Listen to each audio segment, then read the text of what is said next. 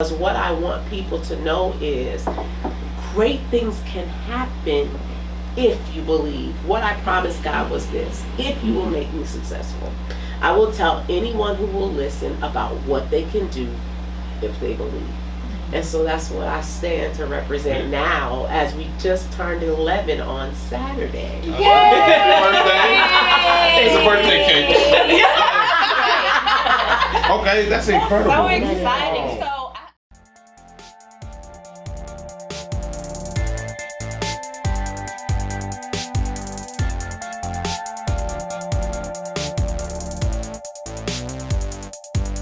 Hello and welcome to this episode of 28th and Jefferson. I'm so excited to be here with the crew again. We got Josh. Can the camera see me? And Big Edge. Yes. Yeah. As long as they can hear you, that's all that really matters. That's real. I just want to make sure the streets get what they need now.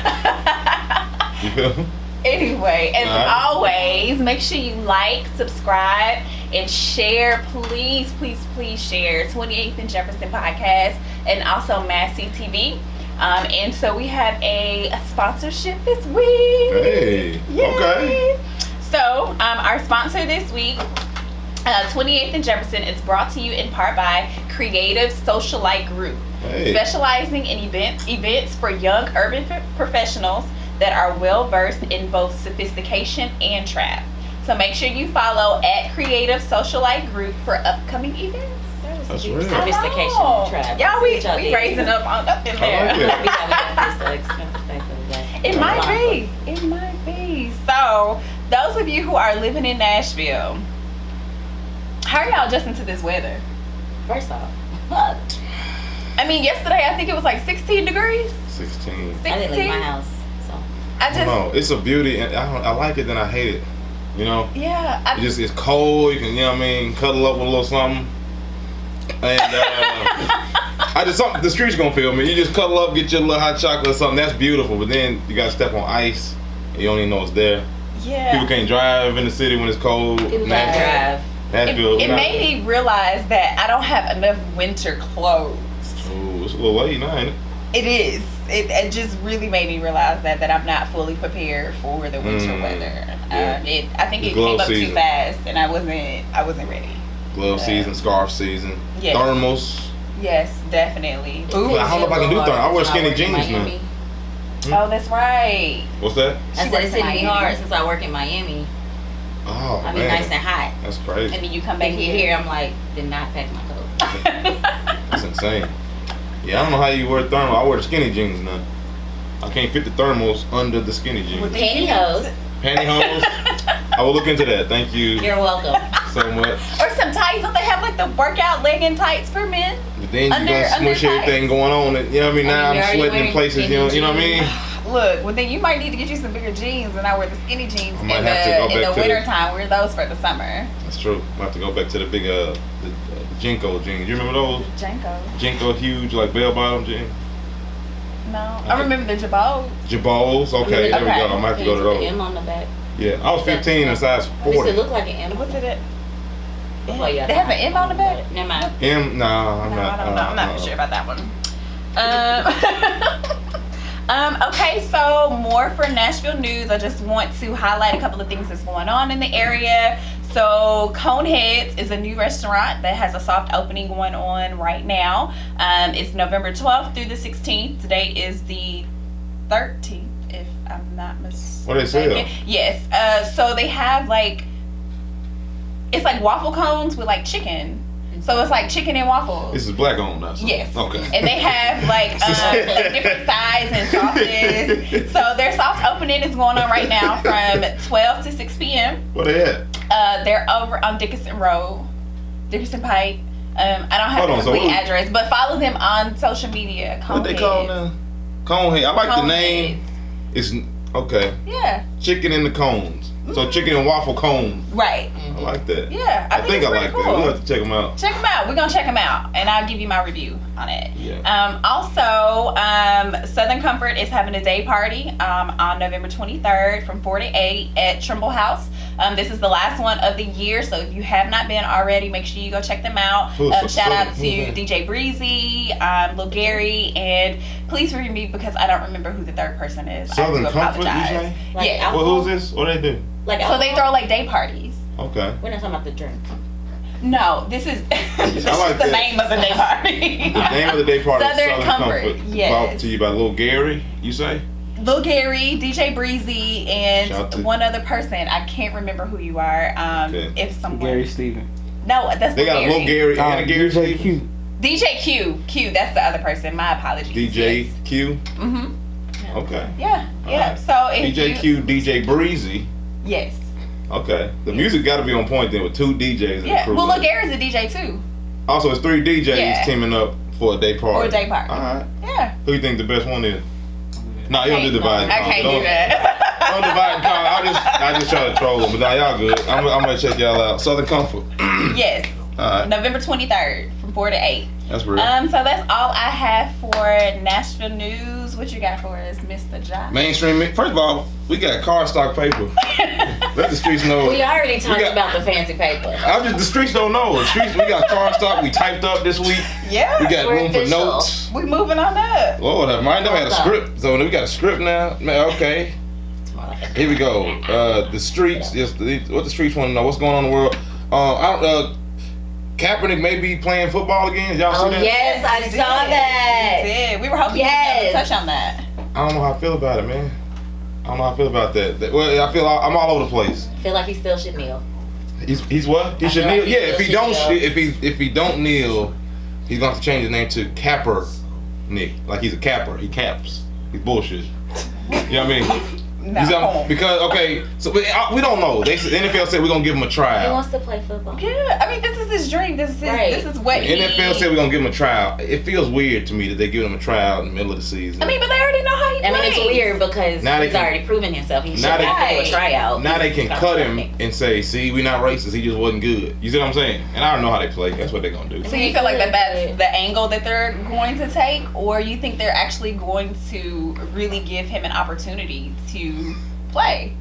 I think they're gonna cut him and say he was not good, and they're just gonna give all the racist white people that love the NFL enough. They're gonna say, "See, he wasn't good. We not racist. He just wasn't good. That's why we wasn't picking him." You see, and they're gonna shift the narrative to that. That's my assumption. Maybe I'm What team do you think cynical. will pick him up? I don't know these teams. I don't watch the NFL. I don't watch it after I found out they were racist like that. Okay. So I'm not sure. I did like the Titans. I guess I'm from here. But I would play basketball. I got finesse. Football dudes, the shoulders too big. You know what I mean? So I wasn't never into that. But shout out if he gets it, that's great. I guess he has to kneel though. I think he will continue He to, will. and I think he that the will. NFL should understand that and know that going forward, that this is his stance and this is what he's going to do. So when you sign up knowing that this is what it is. Like my friend's mom said, you know what you was getting yourself into before you got into it. Mm-hmm. So yeah, he has to kneel, and if he don't kneel, then it's like your name is Toby. You remember back in the day? They beat it out of him. If you don't kneel, that means they gave you money and told you to chill, and you did that. So hopefully he does his thing. Gosh, so we'll see. I really don't like the NFL, Okay. but You got anything else for us today? what's going on in these streets? I don't Drake know, got man. moved. Drake got booed. Oh, I didn't like that. Really? Yeah. I don't know why. Why? He was in where was this? In Cali somewhere?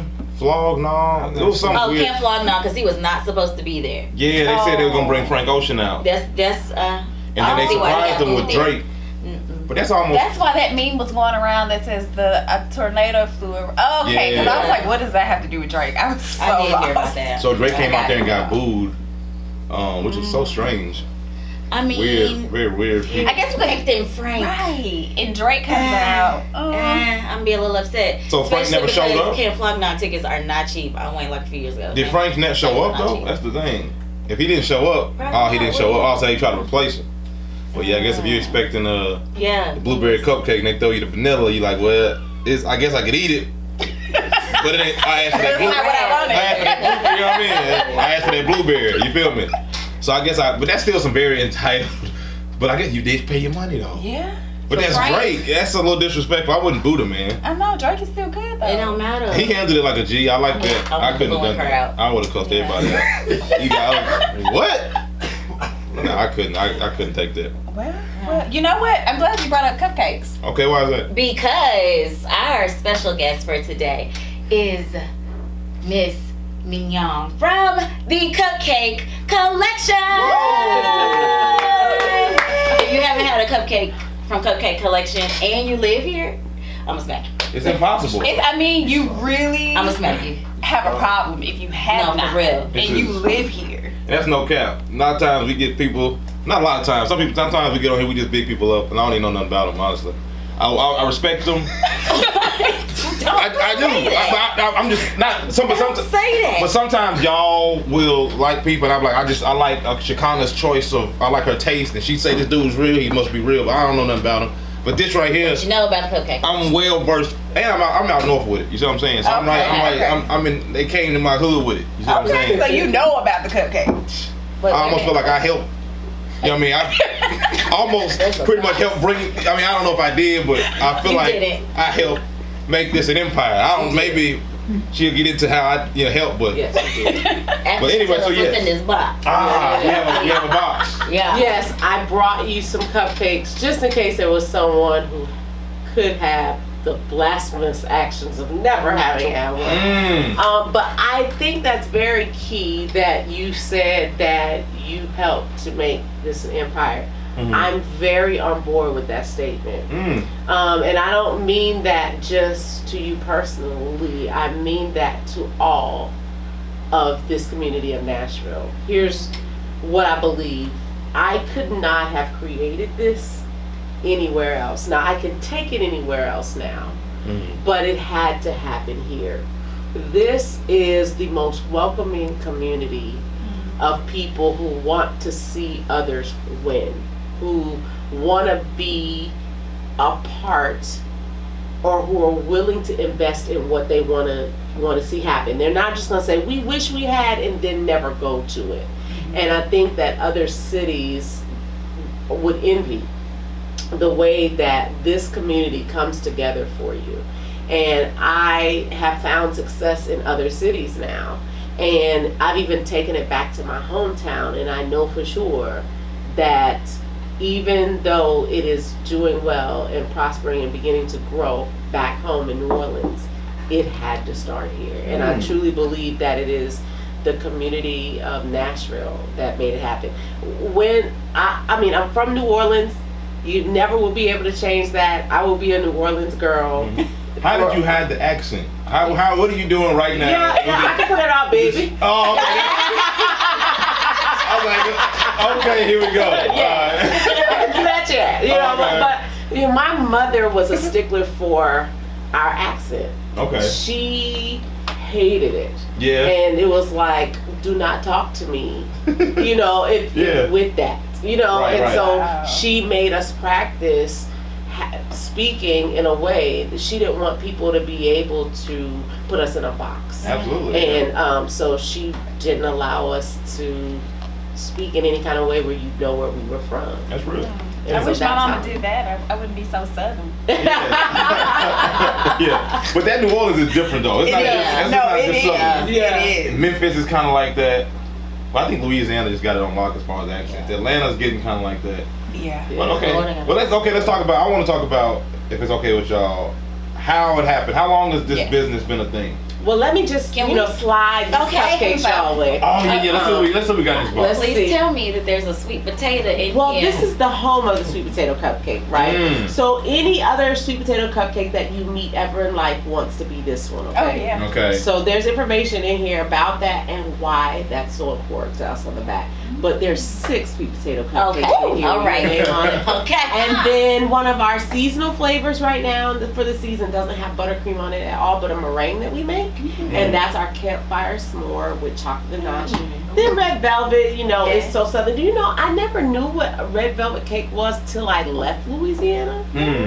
Yes, in New Orleans, that wasn't something that we had. That was something we grew up on. I think that's something very Tennessee or Maybe. I love pizza something. red velvet. But I definitely perfected how to make it. And then birthday cake, because you know what's cake if you don't have a white cake option. I mean that's just my personal Oh, opinion. they're on Uber Eats. Did y'all know that? I'm just gonna Yeah, take yeah, this go ahead, take that and slide it. So when did y'all move here? And who was y'all? Like who were you with, and when did you move here? Oh, that's such a wonderful question. Now, how long do we have? We got time today. I moved here in 2004. Okay. To have a better life for my family. Okay. How big is the family? So I have 7 children. At the time, there were 6. Okay. And I had a husband. So for all intents and purposes, for the rest of this evening, we'll refer to him as my husband. Okay, I like that husband. But you said 7 kids. Yes. Well, I like to say it like this, 6 plus 1, because I raised 6, and then as when we came to Nashville, one sort of connected herself to us, and so she became a part of my family crew, and we took her all the way into college. Oh, that's so cool. We met her as a freshman in high school, who was a mentee of ours when we first opened the bakery, and then it was spending nights, and then it was living at home, living with us, and so all the way until she went to college. So. Okay, so we got 7 kids, a husband, and we are now in Nashville. What was the plan when you got here? When I came to Nashville, at that time I couldn't bake, not even out of a box. Really? I was a stay-at-home mom. What? Yes, That's I crazy. couldn't bake. Literally, my daughters, who were 10 and 16 when we started this, were the ones who I thought would bake the product. I just always had great business ideas, and I thought I'll come up with this business. I was listening to talk radio. That's where I spent a lot of time. Okay. In my car, I want to be learning, so I'll listen to podcasts. I listen to talk radio, or I'll listen to a book on tape. I don't listen to a lot of music in the car, because you know you can get the equivalent of a college degree riding in your commute in 2 years. Yeah.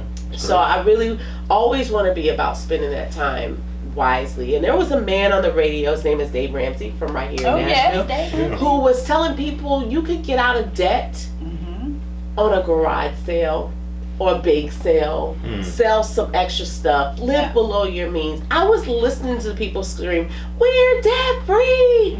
And I wanted how that made me feel. And so I go home and I think, hey guys, want to have a bake sale? Every single day. And that's what I thought that we could do. Because what I want, field trip money. We were living in an affluent area of town, and we didn't have lights on a regular basis. We didn't have water on a regular basis. And I was tired of it being luxurious to have what everybody else has as necessity. And I really had a come to Jesus moment with God and said, really? Why do they get to have all of this and I don't even have what I basically need? A Kanye West song changed my life. Okay. And I'll say one of the greatest collaborations This is all cool. of all time might be arguably Otis with Jay-Z and Kanye. Now, I'm a woman who loves Jesus and rap music. And so, therefore, I believe that the great philosophers of this time are rappers. Yeah, great poets. Oh, definitely. And you need to understand, look at the musical Hamilton. Oh, they're coming to Nashville, by the way, if you haven't already got tickets. 31st, right? December 31st to January something. So if you haven't gotten your tickets, get your tickets. Get one for me. An amazing musical. Yes. Where the entire thing is put to poetry in the form of rap music. Right. Yeah. And if you ever want to figure out a very interesting way to learn politics or learn a different angle, you could listen to it in a song. One of the things that we do with my grandbaby is she's 4 years old, And there's certain things that she knows. She knows it because we rap those things or we sing them. Yeah. And so that's one of our cultural ways to get information. Absolutely. Or on the Underground Railroad, how they traveled on the Underground Railroad was through music and through rhythm. And so I think it's really pertinent to give credit wherever it's due. I love that Ange is not talking over here. Just eating cupcakes, and that's just the way I work. Not eat all my cupcakes so I can talk good. Her eyes got big at something I said. She was like, yes. But potato, I'm telling you. It's so good. Kanye says in his verse, he says, they ain't see me. Because last week, I was in my other Benz. This week, I was in my other Benz. And I had a problem with that. And I was like, God, really? So he has options, and they're luxurious, and I have nothing? By now, my cars are repossessed. I don't even have a way to get my children around. And Kanye West is over here singing about the different. I mean, at this point, I'm saying that's at least 3 Mercedes. Yeah. And I don't even have a Hyundai. Right? And so I heard God say to me, are you willing to do what he does to get what he has? And I said, oh, okay. What did that say to me? Work is required of you. Because whenever you see these really famous people, I love the work ethic of people like 50 Cent, right? Who you're always going to hear them say they're not doing the stuff they sing about. They're busy working and then just repeating back what the culture is or trying to inform you through a lyric, right? And so I learned that work was required of me, that if I really wanted my situation to be different, I was going to have to do something different. That if Adam and Eve, if you haven't figured out, I'm super duper religious and deep in my Christianity. And so if Adam and Eve had what might have been the greatest living quarters of all time, the first thing that was told to them as they entered into their garden was, go work the garden. The first thing Adam was told is, go name the animals, go do something. But yet we want to sit around and think that great and amazing things should come to us with no work. And so I think that the greatest thing for me is that's when I had my aha, that I had to work really hard for this. One of my favorite quotes says that a man's opportunity will only mean to him whatever he's prepared for it to be. So it's like, if I love this connotation that I often give, is that I believe success looks like this. There's a really busy intersection, we'll call it Jefferson and Rosa Parks. And you know, opportunity is traveling down Rosa Parks, and preparation is traveling down Jefferson Street. And preparation stops just shy as opportunity is barreling through the red light. And T-bones preparation. Everybody dies in the crash. The only survivor is success. That's the way I see it. That when your success meets opportunity, there's a collision. And that's, I said that backwards. When preparation meets your opportunity, that's when success rises from the ashes. And that's what I started doing. I started working really hard to say, if I don't want to be sitting in this house without electricity anymore, then I have to do what I've never done to get what I've never had.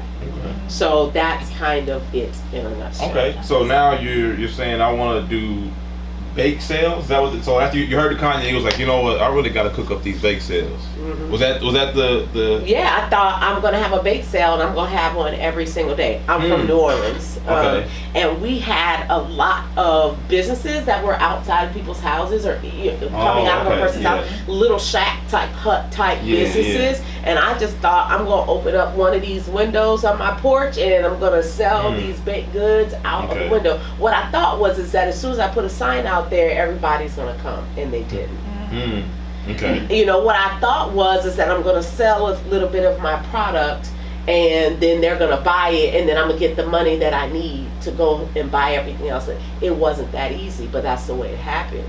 It was sitting in the dark one day, and I was doing these baby steps, trying to do something different. I'm gonna take my cash money, because I'm so poor at this point that if I even put it in the bank, that it might get eaten up in bank charges because I messed it up because I really didn't have enough for everything that I was doing anyway. So I'm keeping my cash in the house, and I'm gonna pay whatever bills that I can pay with whatever I have.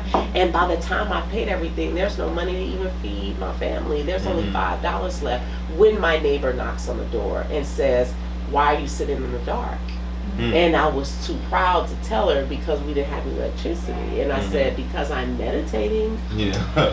Trying to be intimate right now. Right. Yeah. And she goes, oh, I don't want to interrupt, but those cupcakes you've been making, I want to order them for all of my clients. And that was my first big order. And so I really had another come to Jesus moment with God. And I was like, but why would you give me this opportunity when I have no money to take it? How did you bake these cupcakes if you didn't have no light? See, so, what is that saying that ingenuity is the mother of? Is it creativity? So we were living in our house on a generator. My husband was a contractor, and he had hooked our house up to the generator. So what I would do is I would stay in the house in darkness during the day. He would go out and make money to buy gas for the generator so that when our children got home, they could have normalcy. We'd fill up the generator, and that's how we would run the household. I went on and cranked everything up and ran the little oven that I had and baked some cupcakes. What I did was close the door and said, God, I have $5. God said, well, I feed birds. So how much more am I going to feed you? Looks like me. All right, God, I'm going to go to the store with this $5 and buy what I can buy. I walk there because I don't even have a car. And I come home, and I had to trust that she was going to pay me that day. Because, you know, when people say, I'll pay you, they don't mean right now. They mean I will when you're done, whenever I get around to it, when I happen to be home. And so I took a gamble that she was going to do that today. And I baked all that I could bake with that $5, and then, like she said, she came through, and I made $60 that day. Wow. And so I went back to the store, bought some more ingredients, because she's like, let's work together on it. You know, when you get some, I'll pay you, right? I wasn't about to tell her I didn't have any money to go get the first set of ingredients. So I was just going to figure this thing out. And so I made $60 that day, and then I went back to the store, and I made $600 by the end of the week. What I want you to know is I've been flipping that same money for 11 years. Wow. I did this company on no debt. We are at over 5 million cupcakes sold. We have done it with no knowledge of the business. We have done it with no expertise. We've done it with no bank loans. We did it with no credit. Wow. Because we didn't have any of those things. Wow. And I love telling my story because what I want people to know is great things can happen if you believe. What I promised God was this: if you will make me successful, I will tell anyone who will listen about what they can do if they believe. And so that's what I stand to represent now, as we just turned 11 on Saturday. It's a birthday cake. Okay, that's incredible. So exciting. So I do have a question though. Okay, so you have no knowledge on how to bake for real. For real. For real. So like I I burn the brown and serve bread, you know, like that you get at Thanksgiving. You just pull it out of the bag and you stick it in the oven. It's supposed to not mine. This is gonna be black. So I mean, so I understand that you were self-taught. So like, how did you like use YouTube? Did you use cookbooks? Like, how did you go from not knowing to making amazing cupcakes in a variety of flavors? Every stupid thing that you've ever had to do is preparing to take you from where you are to where you want to be. So when you're in college, when you do that job, or you have this chore, you're like, why do I have to do this? What, this is so dumb and meaningless and pointless. It's really not. It might take a long time before you ever see it, but it will show itself, it will speak, and it won't lie. For me, what happened was I was standing in the kitchen and I wanted to do this so badly, and I called my number one chick on the phone. I was like, Grandma, we gotta make a cake, girl. And she was like, good. What you talking about? You don't like to be in the kitchen? I love it when my grandmother would call you good. That was her Louisiana way of saying girl. And so you really like to be in the kitchen. Well, honey, the man on the radio said you could get out of debt, and that's what I need to do. She said, open up your hand. Put that much flour in there. Grab this much of this ingredient. Pinch this together. Measure this first line of your finger. And I feverishly wrote everything that my grandmother said. Wow. And it was the first thing I ever baked successfully. It was her strawberry cake. What I realized about what she had given me was that sometimes when grandma bakes, it's a little off. You know, do y'all have grandmas like that? Like, it was good, but I don't know what happened to grandma. Maybe she wasn't, she was angry. You know what I'm saying? And I knew that if I was going to open a business, I was going to have to be consistent. And I couldn't open up a business on pinch here, squeeze there, scratch here, sniff here. Baking, you have to be very precise with baking, because if you have a little too much or a little too less of something, it's not going to turn out right. Different. Which I'm terrible at baking. Like, I'd rather cook because I can just throw stuff together. And that was me. Work out. That was me.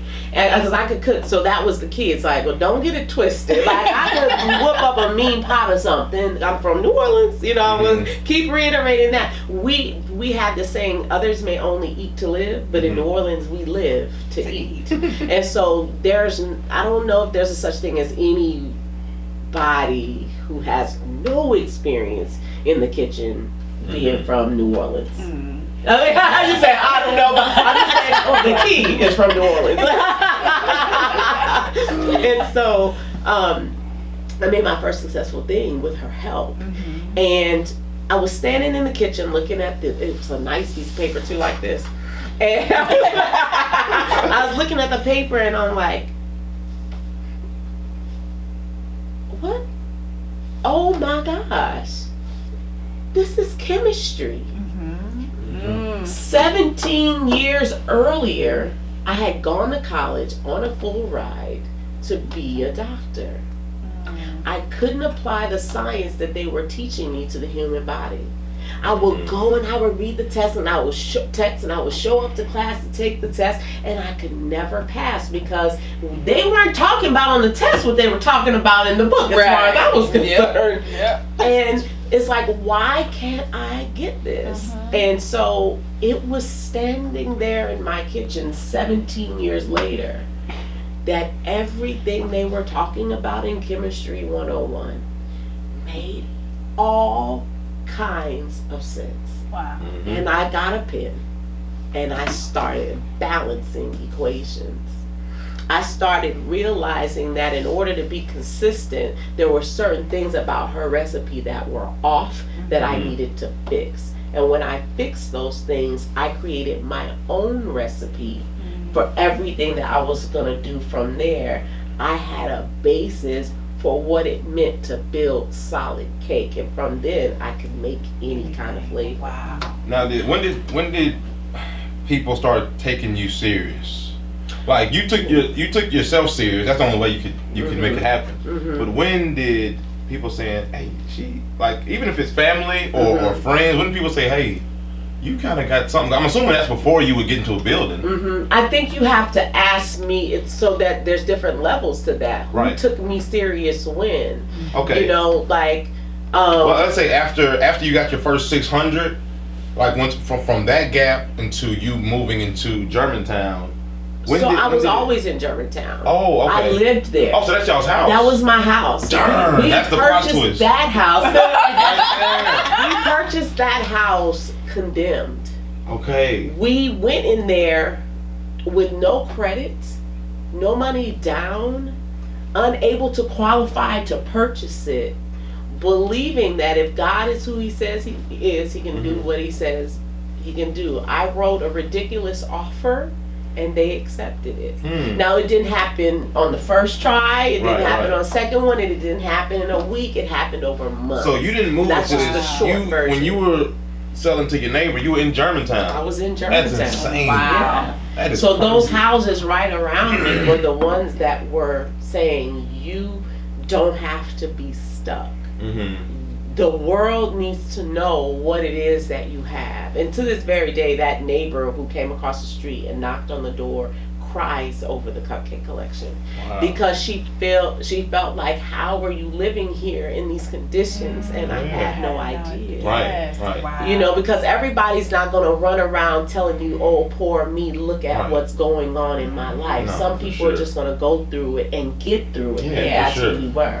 And so forever, she just wanted people to know what it was that I was doing. And to this day, she has an open tab at the Cupcake Collection. She can never spend a penny there. But she always is forever trying to introduce someone new to it and take it to people who I may never have access to.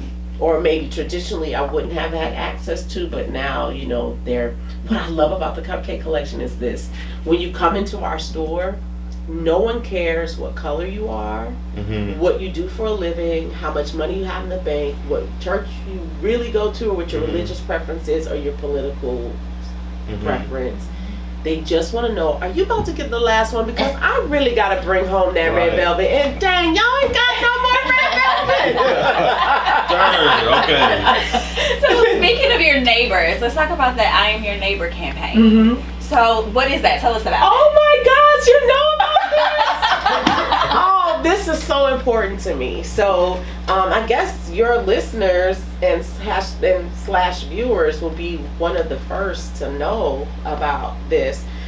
So there's a biblical story, a parable that says the Good Samaritan, where a man has been robbed and left for dead on the side of the road. A priest comes along and crosses the street so that he won't be made unclean by getting near this man. Another worker of the temple comes along and follows suit and does the same thing. Where then a sort of dirty man or a man of not high ethics comes along and sees the man all near dead on the side of the road, picks him up and takes him to an inn nearby, pays for him to be taken care of, leaves some money for his health care, and says, when I come back through, if there's any bill left, I will take care of that too. The teacher of the law says to Jesus, what do I have to do to be saved? And Jesus tells him this parable, and he says, love the Lord your God with all your heart, soul, and mind, and love your neighbor as yourself. The man says then to Jesus, well, who is my neighbor? And God says, well, who do you think it is? He said, I think it's the one who showed mercy on him. He said, go and do likewise. And so for me, I was robbed. Our store was vandalized earlier in October. Yeah, I was going to ask about that too, so I'm glad you brought it up. Yes. Okay. For the first time in 15 years of me living in that house, our store was vandalized. And it was a neighbor who said, if you can't open your store, bring all your stuff to mine, whatever you need, we will make room for you and you will sell out of my store. And he's over in Salem town. And it reminded me immediately of what it meant to be a good neighbor.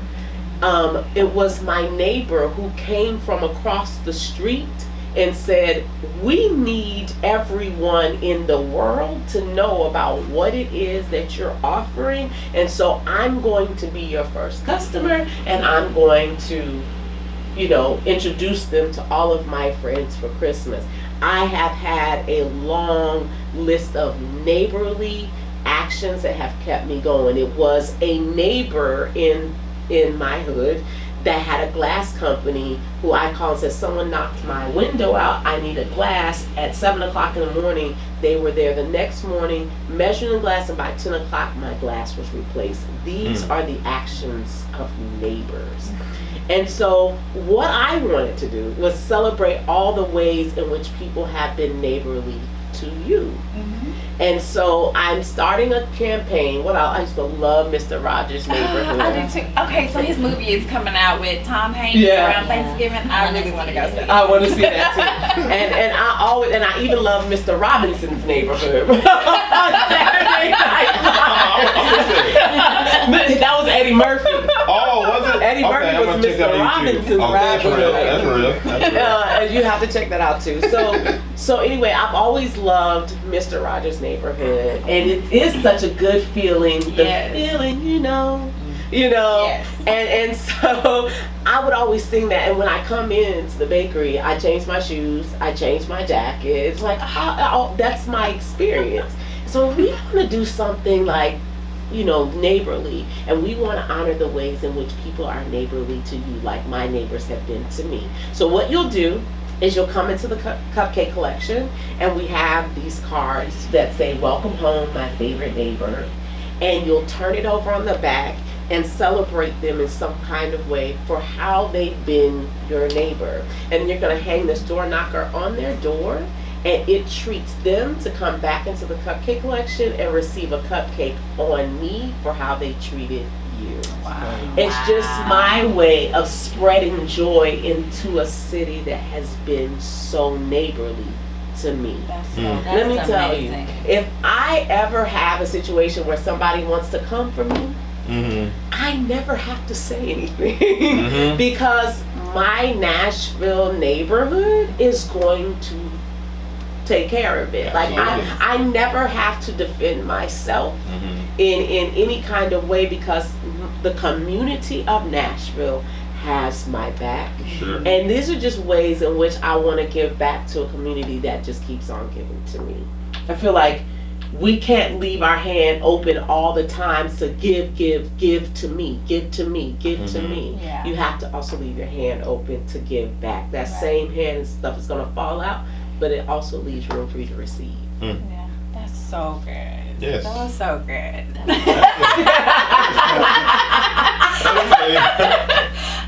So we're gonna do a little transition here. Okay. Before we do, go ahead. Can somebody split this cupcake with me? Split it. Well, I can't eat it. You can. I'm gonna eat the small one. I just really want to try it. It's been staring at me. No, I just want to split. You want to split? I split that one. It's just been staring, and I don't want to I'm a big chocolate person.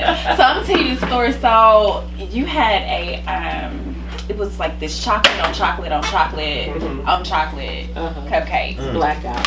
I left work and everything to go get this cupcake, and y'all was sold out. And, my heart was crushed because anybody who knows me knows I absolutely love chocolate. And so a friend of mine had sent me that post, and I was like, oh, I'm going down there right now. I'm leaving work. And it was that hurts my feelings when that if y'all had one and it was good, just think of me. That hurts my feelings when that happens, but that's why we've started online ordering. It's also why we offer delivery through Uber Eats and Postmates. It's also why we allow you to call your order in ahead and say, I'm on my way. Next time. When I got done, and it was still early in the morning too. Those things went so fast. They do. And we usually fast. make those also on rainy days because studies say that people become depressed during the rain, and chocolate is a natural depression lifter. So we usually do more heavy on chocolate. Like, I'm all about getting people joy in whatever way possible, and if it just means changing my lineup to make that happen, that's what I want to do. I'm here for That's it. nice. And then you said you were looking at moving a cupcake collection in New Orleans? I have one in New Orleans. That is insane. Okay, so there's one in Nashville. There's one in Nashville. And then there's one in New Orleans. Right now, there's one in Nashville and there's one in New Orleans. Okay. It is very important to me that we go back and pay homage to those who came before us. Louisiana ranks, I believe, 51st in the nation for women ownership in business.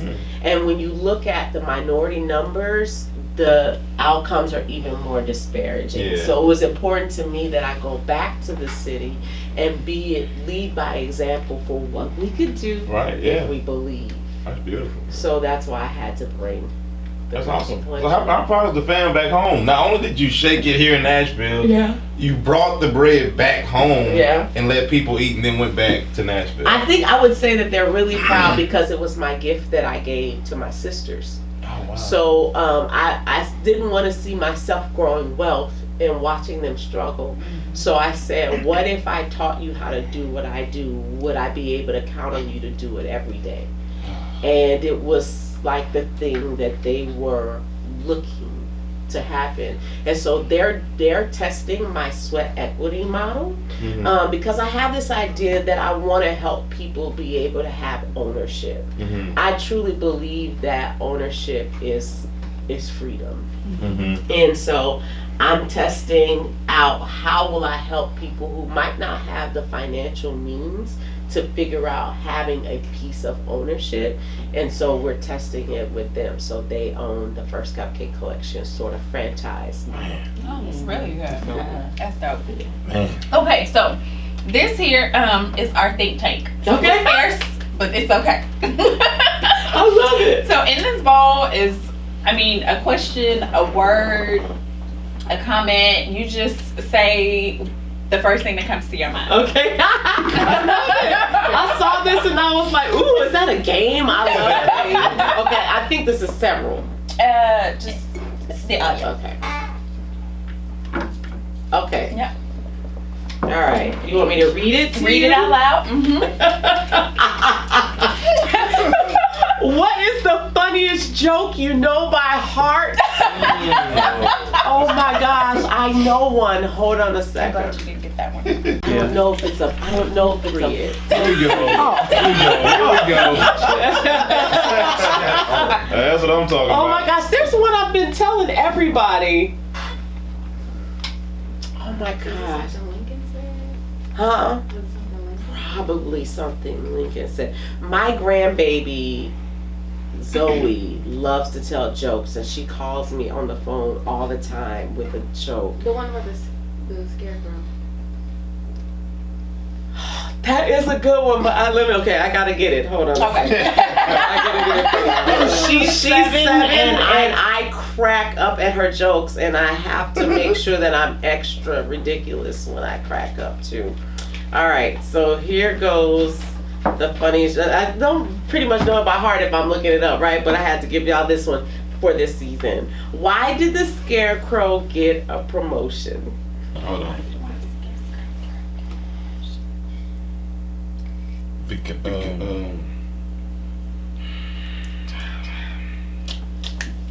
he had a brain. He was outstanding in his field.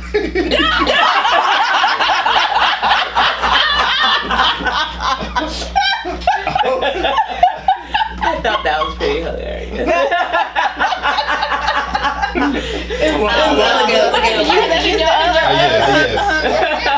Because you know you're not funny. The slander continues. You got to take notes.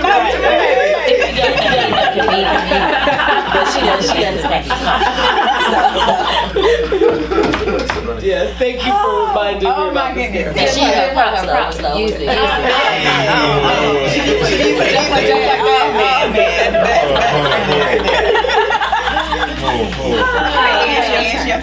Okay. Do you remember your first crush? Who was it and how old were you? Uh-oh. Keep it clean, though. Do I remember my first crush? I do. I was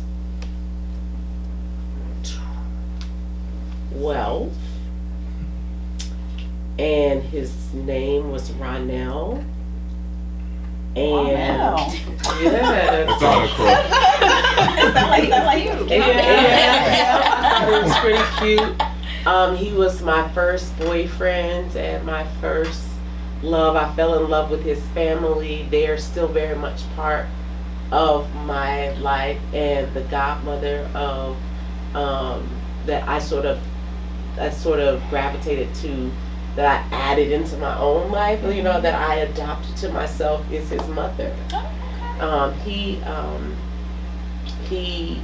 passed away tragically in New Orleans, but forever they are part of my life, and yeah, I'll never forget. You said it was 12? I was 12.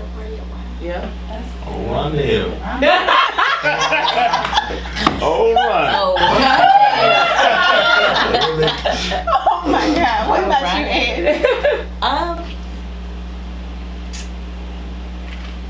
Yes, this person is married now, so I'll just stick to first name. But he went to school with me back. Okay, so I went to a private Christian school from kindergarten to 6th grade. So that lets you know it was only like 3 black people in there. So he was black. I was black. And then he came to the school. We were in like the 4th and 5th grade, and I was like, "Oh, black man. How you doing? How you doing?" And right when I just knew we were gonna get together, okay, because he was a basketball player. I had tried out for the cheerleading team. I was a cute little flyer, you know. Dating My Susan. parents told me we ain't going back there. And I was just like, I Oh. just had a boyfriend. Mama. I just had me a nice little man. That hurts. And there was no MySpace, Facebook, nothing then. You had to just take a Right? L. You never see him again. That's ugly. Right? My friends had a party maybe a year later, invited me to, it was like a skate rink, you know how you do back in the day. And I wore, because you know, mud jeans were in style at that time. Okay. And, Was that the M on the jeans? No. Oh. The guy had the big colored M's. I know she's talking You about. thank They had the straps too, I think. Yeah. Oh, not the Jabos? I don't know. No, They mud was jeans. called- I don't mud No, jeans. mud is for the I see girls. on Mud was for the girls. Anyway. Maybe that was Jabot jeans, but anyway. Yeah, well, Yeah, well, my Sorry. pants were high waters in those roller skates. Okay. That was it. Mm. He talked about it, and I was like, I had to let him go. Oh, you brought that up. You like, hey. Everybody was like, He was like, man, how are you? Angie, your pants. And I was Can't like, date you with them on. first off.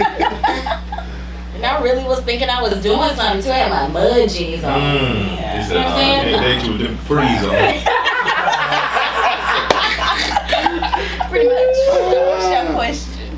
Like you got a lot more. Yes. Look at that. This is a little deep and dark, but here we go. Which hurts African Americans more? Government involvement or lack of their own ambition, pessimism towards achieving their goals? I'll say a cocktail of both. That's really your question? Yeah. Three things. A cocktail of what? That was 3 things. That's true. Let's see. Government involved. What hurts African Americans more? Government involvement, which is public assistance or criminal justice system, or their lack of ambition and pessimism towards achieving their goals. I think, of course, we live in a system of oppression, and that helps keep people down, of course. And then also, a lot of times when you get kept down, it's hard to see hope. It's hard to have hope. And especially if everybody around you is down, it's kind of hard to believe that you can do something. You know what I mean? That's why I'm so proud of this story, because no one in New Orleans was making cupcakes. You thought it was possible, even though you didn't see that around. And that's like, to me, that's a miracle. To be able to be there rolling in the concrete and then climb out of something that's impossible, and then you go back and take it. So now everybody in New Orleans see that it is possible. I think that's a beautiful thing, and I think that's what we need to do to, because now all kids going up and say, hey, she owns that, my mom knows her. I think that's real. And then even here in Nashville, people can go and say, wow, she owns that, I can do it. Your kids see me growing up, so it just comes second nature to them. So yeah, I think to answer the question, it's a cocktail of both, but I believe in being optimistic. I don't think we're doomed at all in any way. But how is it that the government's oppression could be such a problem in our day and age, but if we travel back just 50 years, 100 years, what about those people who still rose from the ashes in the light of that kind of oppression? Absolutely. That even when they found success in their businesses, even sort of followed the Trail of Tears into Oklahoma and create the first Black Wall Street, find their town burned all the way down by oppressors who just hated and didn't want to see them win, and they still came back successfully. Absolutely. How can it be the oppression? No, I don't think. I believe there are obstacles. That's all the oppression is. I don't think it is a stopping block. I don't think you can say I can't make it because they hold me back.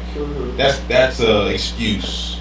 It's definitely possible. Like you said, they did it back in the day when it was legal to kill you, illegal to burn your business down, and now it's definitely not like that. Now there are obstacles, but that's all they are. And a lot of times, if we're in a race and you get a head start and I still beat you and I have obstacles, at the end of the race I'm stronger anyway. So a lot of times when Black people become successful, I believe we're stronger just because of all the stuff we had to go through and the stuff we've become numb to, and that's what made us strong. I believe it kind of makes us better. So no, I don't think. I think some of us have a tendency to be pessimistic, but it is. I don't believe that's the right outlook on life. And clearly, you and then a lot of other. This is becoming like Atlanta's big with Black business.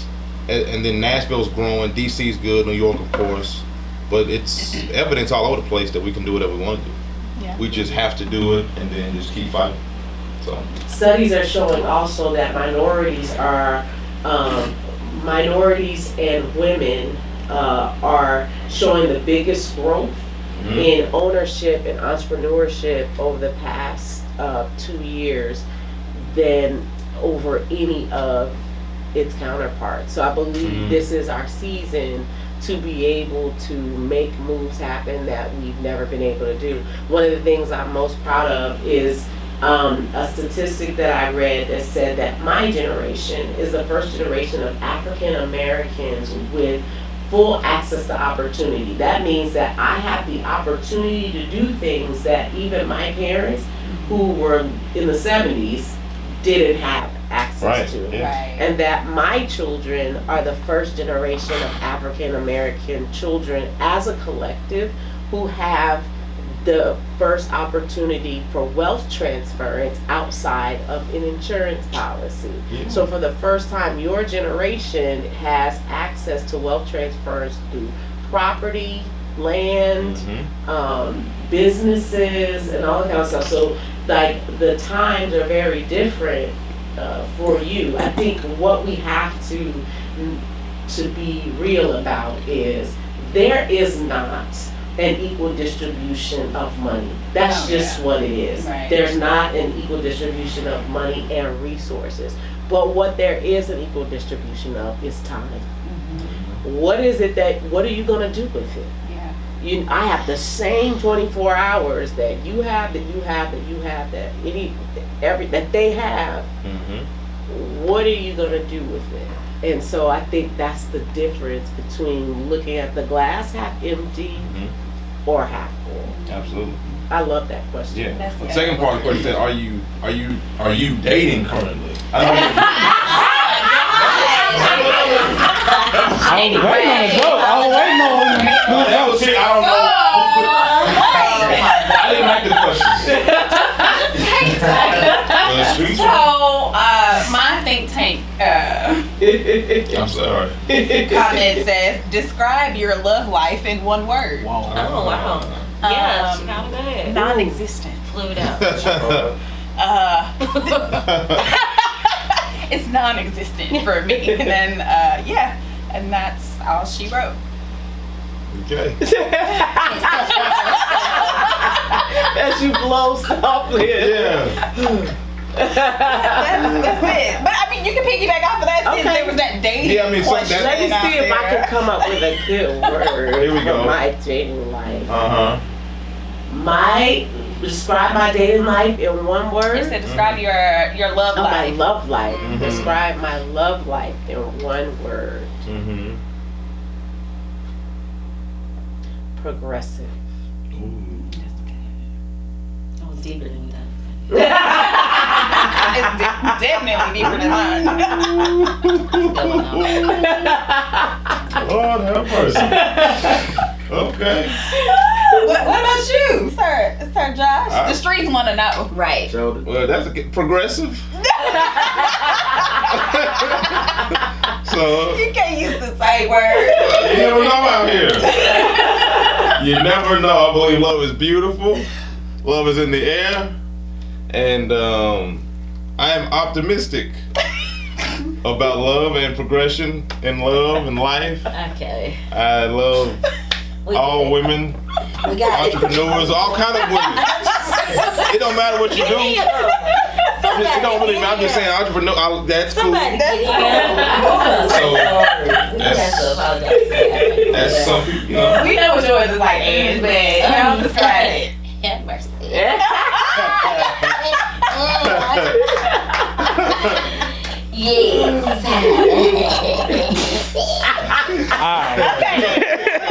Bring it on back. Yeah. Reel it on in. Yeah, she gonna end up about 7 like old cupcake collection. She gonna have a cupcake collection.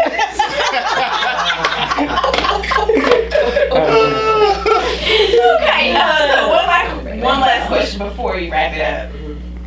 Out of all the cupcakes that you have made, what is your absolute favorite? To eat, or my favorite to make, or my favorite in the lineup? What do you? Answer all three of those. My favorite one to eat is the coconut cake. I feel like people sleep on coconut. We take the meat and the milk of the coconut and we create the flavor. We don't use artificial ingredients to do that. It speaks back to exactly who my grandmother was. When I think about my grandmother, she was the quintessential character of who the movie The Help would have been made about. And what I believe to be so true, that everything that happened in my father's life led me up to this moment to present the cupcake collection to the world. He was adopted, never officially, by this family who back in their days before welfare, Black communities stuck together helping each other wherever they could. My grandmother needed assistance and she got on the radio and asked for help and got that help from essentially strangers. And one of those people who answered the call of the need to take care of all of her children while she got on her feet ends up becoming my grandmother. And so she raises my father from 5 years old for the rest of until he becomes an adult. That is the woman who begins to love me so much that we spend a lot of time together, and she's the one who teaches me a recipe for success. And I believe that everything my father had to experience in being taken from his home and being raised in a strange land at 5 years old and probably not being able to understand what was happening had to happen so that I could be who I was intended to be. And so the coconut cake means a whole lot to me.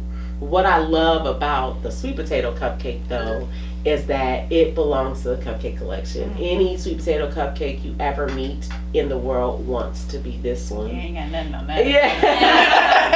And I feel like it was my gift from God to that said, if you would be obedient, I'll give you something you can use. And so I had gotten this idea from another person in my life at that time to try something with sweet potatoes, and so I did, and it has been one of the best mistakes that I ever made, which I'll leave you with knowing this. Nothing that you're doing is a mistake. When you talk to people who are successful, they will not tell you about, oh, the mistakes I made. As a matter of fact, when you ask them about their mistakes, they really go back and look and say, you know what? It was just necessary. These were the things I had to go through that developed me into becoming what it was that I was going to be.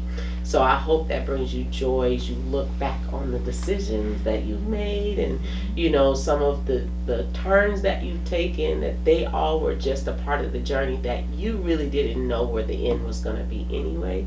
You just had to travel in that direction. I'm going to think about this cupcake while doing that. Well, thank you Let me say thank you so much. Y'all have been a joy to hang out with. When you were talking in the beginning, I just wanted to jump in and be a part of it from the beginning.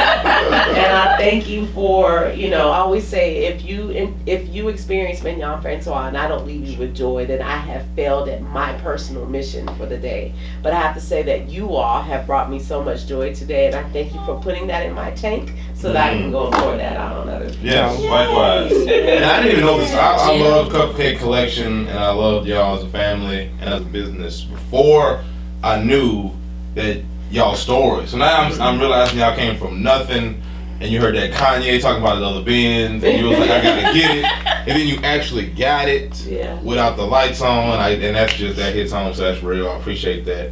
You have a beautiful soul. Thank you. And very beautiful period, of course. Thank you so much. And I'm just like, I mean, the woman is, I'm just saying, they're watching this, they know that. I would be regretful to say that. So yeah, this has been excellent. That's Yes. And they can follow the Cupcake Collection on Instagram, That's right. Facebook, the website, And Twitter. Location, Germantown. And There it is. if they watch also outside of Nashville, we're also on Magazine Street in Uptown New Orleans. That's what's All up. right. And as always, you know where you can find us. Big Inch 615 _ Don't forget to follow the Grown Women Podcast. Throw that in there. Sir Joshua Black. That's me on Twitter, Instagram. Nothing outlandish at the end of the day. I'm just gonna throw my handle out there. That's it. Okay. And then I got some comedy events coming up, but you know, I'm gonna be in Memphis. Actually, on Kevin Hart's LOL Network. I'm gonna be on that Saturday. That's gonna be cool. No. She's a hater. She don't like my comedy, so no. When I pop off, have my Cupcake Collection, you don't get no cupcake. But anyway, yeah. So that's it for me. We signing off. Y'all got any last words? You know, you can follow me. I was about to say. Oh, darn, that's right. My bad. Vicky _no secrets. I always follow 28th and Jefferson podcast at MassCtv. And we out. Peace.